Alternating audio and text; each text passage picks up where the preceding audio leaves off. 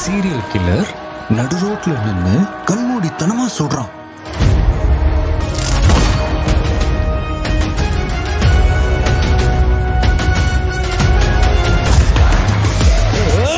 He's a freaking badass. लियो ये तमिल भाषा के सुपरस्टार थलपति विजय की फिल्म है। ये ऐसी जैसे किसी को काजू दिखाओ और मूंगफली टिका दो, काजू कतली के डिब्बे में सोन पापड़ी भर के दे दो। निहायत ही बकवास फिल्म। लियो भी बिल्कुल बेसिर पैर की है, जैसे कि टाइगर श्रॉफ की फिल्म गणपत है। अगर आपको पागल कुत्ते ने भी काटा हो तो भी ये फिल्म देखने मत जाना, ऐसी बेसिर पैर की कहानी। इस फिल्म में क्या है, एक तस्कर है, तस्कर का भाई तस्कर है, तस्कर का बेटा भी तस्कर है, इनकी गुंडागर्दी चल रही है, पुलिस इनके आगे बेबस है।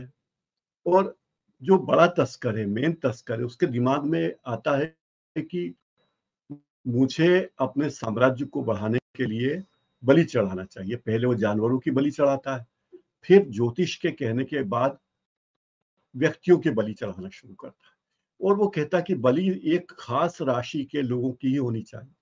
और जब खास राशि के लोग निकलते हैं तो अंत में उसके पास आता है उसके 2 बच्चे, एक बेटा और बेटी। ये दोनों जुड़वा बच्चे हैं और वो उस राशि के तहत आते हैं।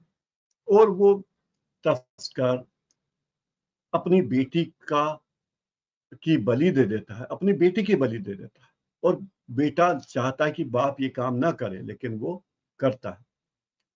उससे नाराज होकर बेटा अपने पिता से विद्रोह कर देता है और ऐसा लगता है कि वो मर गया है। उसका बाप उसे मरा हुआ जान लेता है, लेकिन वो मरता नहीं है। हिमाचल प्रदेश में जाकर एक कैफे खोलकर बैठ जाता है। उसकी शादी हो गई है, 2 बच्चे। यहाँ तक तो कहानी ठीक है, लेकिन इस फिल्म में समझ में नहीं आया कि कहानी बनाई क्यों गई। इस फिल्म का हीरो जो है वो गुंडागर्दी की दुनिया छोड़ के शरीफ आदमी बनने की कोशिश करता है, लेकिन कोई नैतिकता की वजह से वो ये फिल्में वो गुंडागर्दी नहीं छोड़ता। उसे लगता है कि मेरा बाप खराब था तो मैं क्यों ये गुंडागर्दी करूं। ये था, कोई नैतिकता नहीं थी। वो डर के मारे गुंडागर्दी छोड़ता है, तस्करी छोड़ता है और शरीफ आदमी बनने की कोशिश करता है। यानी फिल्म में कोई नैतिकता का पाठ नहीं है। जब देखो तब फिल्म में हिंसा है, हिंसा है, हिंसा है। और ऐसी बेसिर पैर की कहानी, ऐसे भर्ती के गाने, भर्ती के एक्शन, कई बार समझ में नहीं आता कि कोई किसी को क्यों मार रहा है। अगर फिल्म 2.5 घंटे की तो उसमें से पौने 2 घंटे तो केवल एक्शन और मारपीट चलती। फिल्म में एक और दृश्य दिखाया गया है कि एक लक्कड़ बग्घा कस्बे में घुस जाता है और हाहाकार मच जाता है। तब हीरो, जो कि तस्कर का बेटा तस्कर है लेकिन सुधर चुका है, वो उस लक्कड़ बग्घे पर काबू पा लेता है और अपने घर में पालतू जानवर की तरह से रख देता है। बड़ी विचित्र कहानी है भाई। विजय होंगे दक्षिण भारत के सुपरस्टार। इस फिल्म की हीरोइन है तृषा, वो भी कहते हैं बड़ी लोकप्रिय है। प्रिया आनंद भी तमिल की बहुत लोकप्रिय कलाकार है। इस फिल्म को हिंदी, तमिल, तेलुगु में बनाया गया है। मूल फिल्म तमिल की है, हिंदी में भी उसे बनाया गया है। और संजय दत्त को इसमें प्रमुख भूमिका दी गई है। और 2 मिनट के संजय दत्त के जो तस्कर है, डॉन है, उसके गुर्गे के रूप में 2 मिनट का रोल अनुराग कश्यप का है। फिल्म में गोली चलाना, खंजर भोंकना, चाकू मार देना, हथौड़े से सिर फोड़ देना, बल्लम शरीर के आर पार कर देना, ऐसे दिखाया गया है मानो कोई पॉपकॉर्न खा रहा हो। और हीरो अपने कैफे में आए 5 डाकुओं को अपनी बेटी और इकलौते कर्मचारी को बचाने के लिए गोली मार देता। 5 की मौत हो जाती और कुछ ही दिनों में उसे बाइज्जत बरी कर दिया जाता है, ये मानते हुए कि उसने अपनी आत्मरक्षा में ये सब हत्याएं की।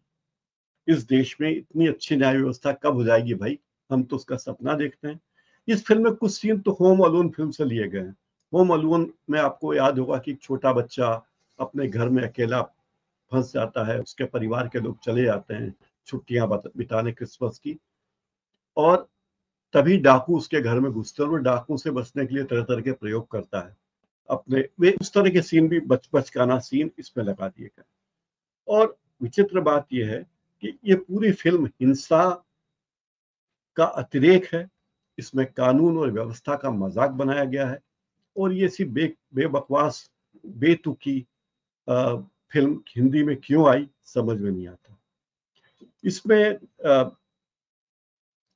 अब तमिल के हीरो थलपति के आप फैन होंगे तो आप देखिए, संजय दत्त के फैन होंगे तो देखिए, लेकिन इतनी हिंसा है और बेतुकी हिंसा है, मेरी राय में इस फिल्म को देखने जाने का कोई उद्देश्य नहीं है।